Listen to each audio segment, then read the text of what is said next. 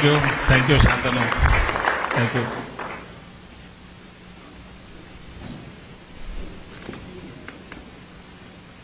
Thank you, Shantanu. John, Satya, Paul, Sundar, Venkatesh, a big thank to you. I'm sure this was not pre-arranged, but here on the stage you see a perfect picture of India-US partnership in digital economy.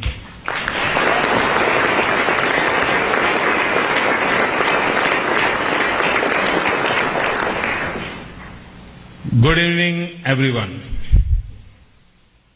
If there was ever a gathering under one roof that could claim to be shaping the world, it is this.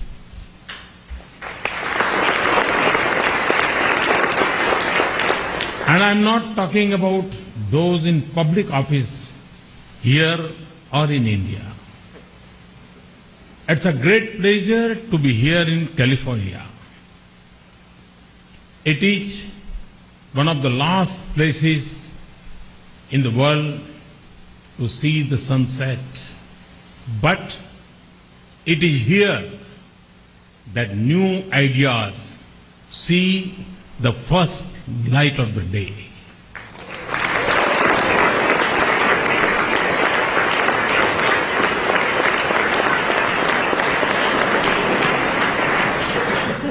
It's a great honor that you have joined us tonight. I have met many of you in Delhi and in New York and on Facebook, Twitter, Instagram.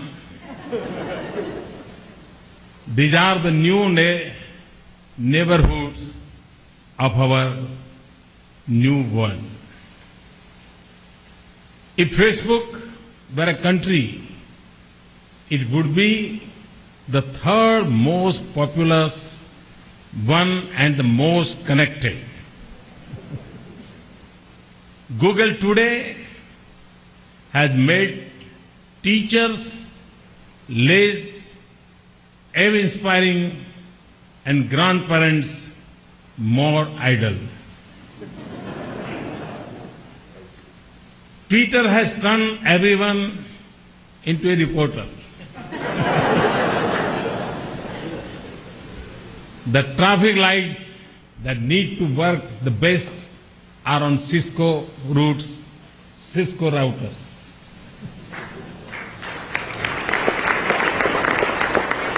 The status that now matters is not whether you are awake or asleep, but whether you are online or offline.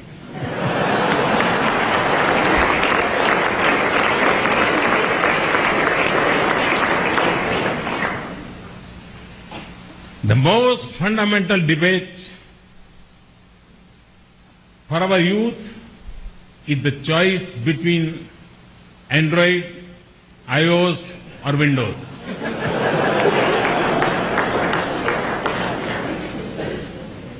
From computing to communication, entertainment to education, from printing documents to printing products and now to Internet of Things, it has been a long journey in a short time. From cleaner energy to better healthcare and safer transport, everything is converging around the work you do.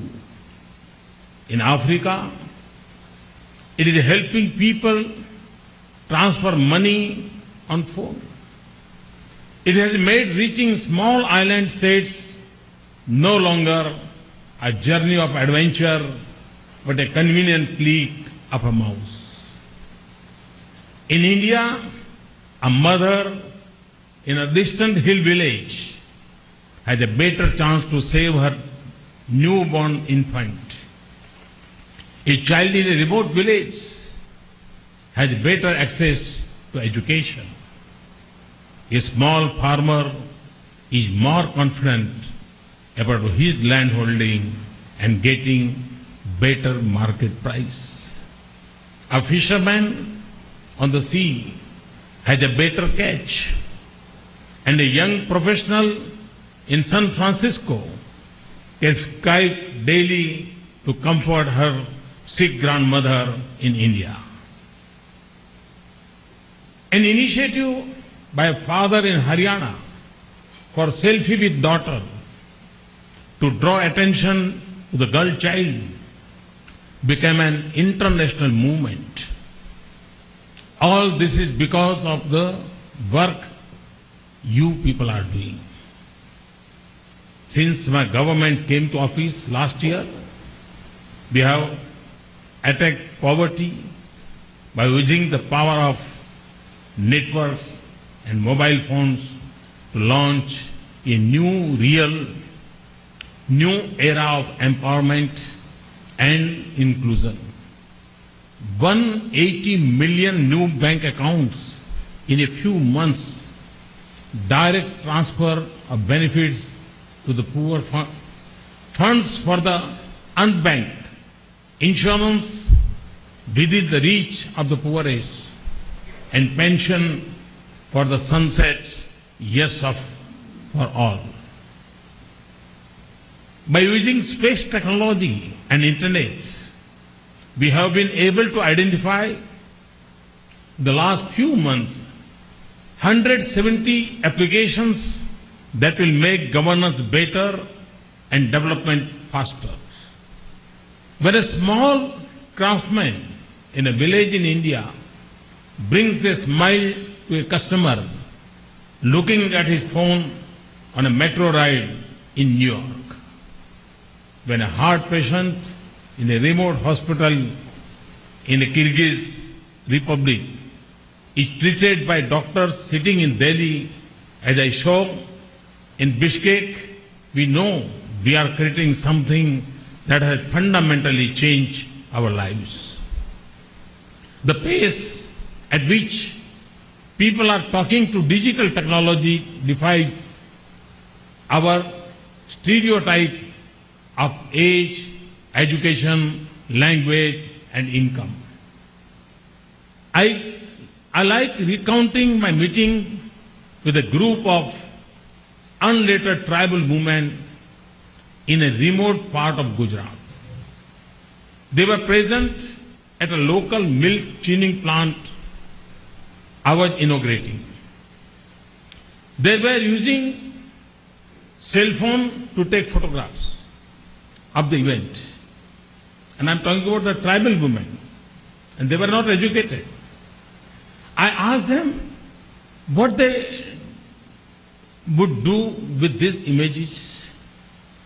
And the answer was a surprise for me. They said they would go back, have the images downloaded onto a computer and take a printouts. When I heard this word download, it was a surprise for me.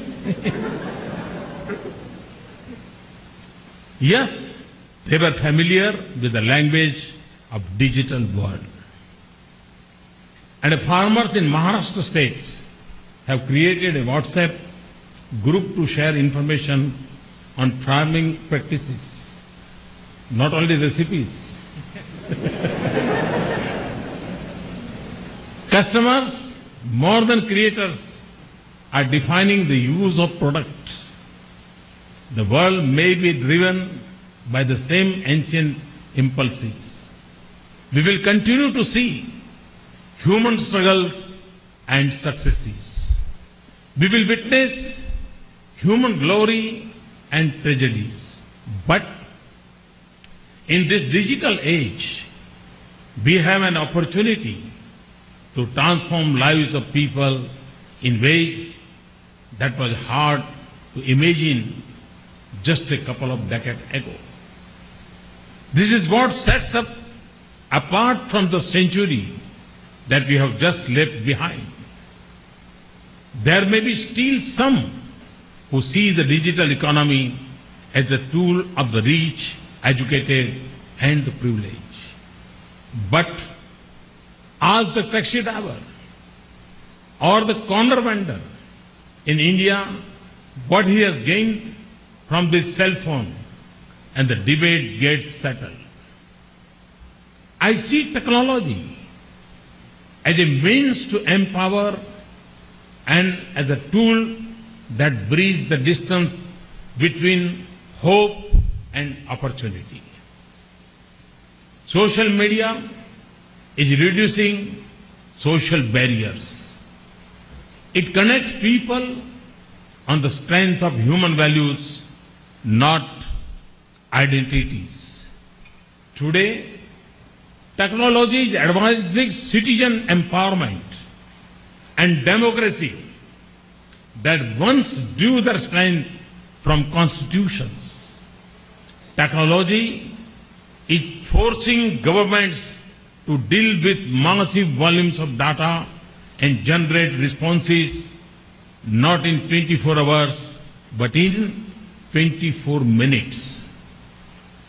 When you think of the exponential speed and scale of expansion of social media or a service, you have to believe that it is equally possible to rapidly transform the lives of those who have long stood on the margins of hope.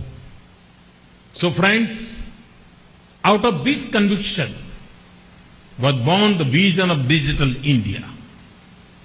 It is an enterprise for India's transformation on a scale that is perhaps unmatched in human history.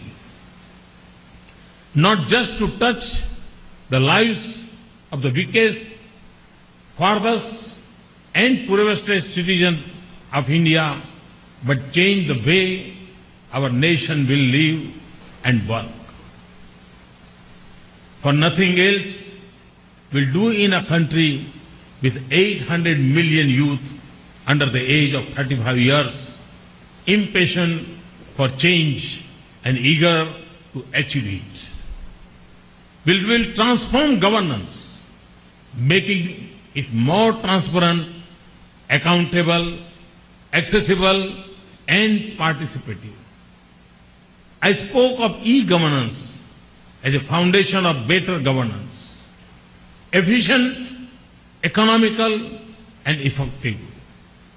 I now speak of m-governance or mobile governance. That is the way to go in a country with 1 billion cell phones and use of smartphones growing at high double-digit rates. It has the potential to make development a truly inclusive and comprehensive mass movement. It puts governance within everyone's reach. After mygov.in, I have just launched the Narendra Modi mobile app. They are helping me stay in close touch with people. I learn a great deal from their suggestions and complaints. We want to free our citizens from the burden of excessive paper documents in every office. We want paperless transactions. We will set up a digital locker for every citizen to store personal documents that can be shared across departments. We have set up e-beach portal to make approvals for business and citizens easy and efficient so that they concentrate their energy on their goals, not to government processes. We are using technology.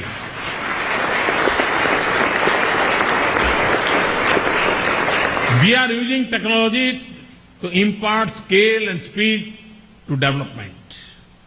Information, education, skills, healthcare, livelihood, financial inclusion, small and village enterprises, opportunities for women, conservation of natural resources, distributed clean energy, entirely new possibilities have emerged to change the development model.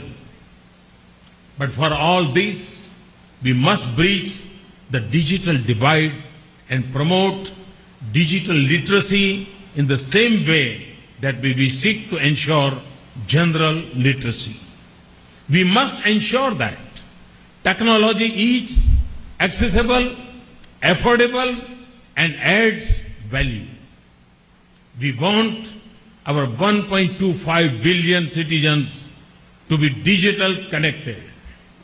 We already have broadband usage across India go up by 63% last year. We need to accelerate this further. We launch an aggressive expansion of the national optical fiber network that will take broadband to our 600,000 villages. We will connect all schools and colleges with broadband.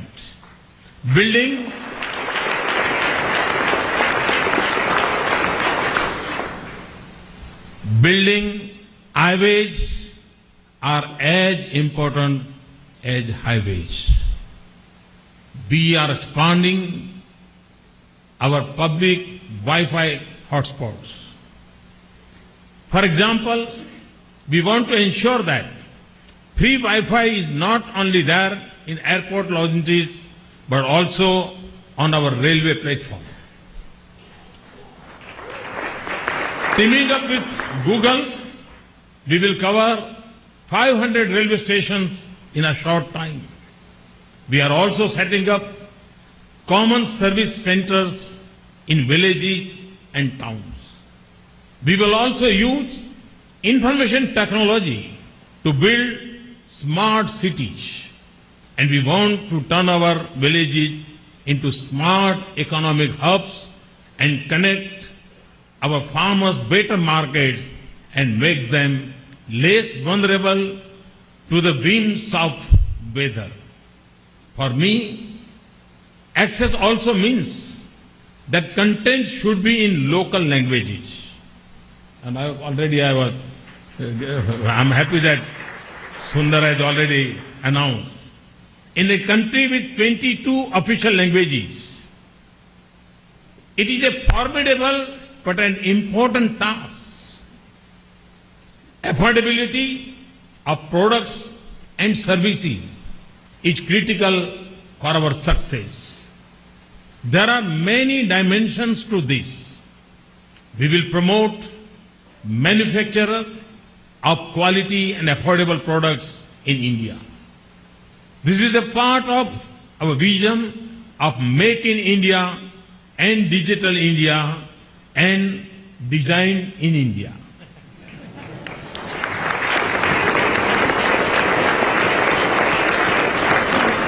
As our economy and our lives get more wired, we are also giving the highest importance to data privacy and security, intellectual property rights, and cyber security. And I know to achieve the vision of Digital India, the government must also start thinking a bit like you. So, from creating infrastructure to services, from manufacture of products to human resources, development from support governments to enabling citizens and promoting digital literacy, Digital India is a vast cyber world of opportunities for you. The task is huge. The challenges are many, but we also know that we will not reach new destination without taking new roads. Much of India that we dream of is yet to be built. So we have the opportunity to shape its path now. And We have the talent, enterprise, and skill to succeed. We also have the strength of the partnership between India and the United States. Indians and Americans have worked together to shape the knowledge economy. They have made us aware of the vast potential of technology. From large corporate to young professionals in this great center of innovation, each can be part of the Digital India story. The sustainable development of 1/6 of humanity will be a major force of good for our world and our planet. Today, we speak of India-US partnership as a defining partnership of this century. It hinges on two major regions. Both converge here in California. We all know that the dynamic Asia-Pacific region will shape the course of this century. And India and the United States, the world's two largest democracies, are located at the two ends of this region. We have the responsibility to shape a future of peace, stability, and prosperity in this region. Our relationship is also defined by the power of youth, technology, and innovation. This can ignite a partnership that will advance and sustain prosperity in our two countries. Even more, in this digital age, we can draw on the strength of our values and partnership to shape a better and more sustainable future for the world. Thank you very much. Thanks a lot. Thank you.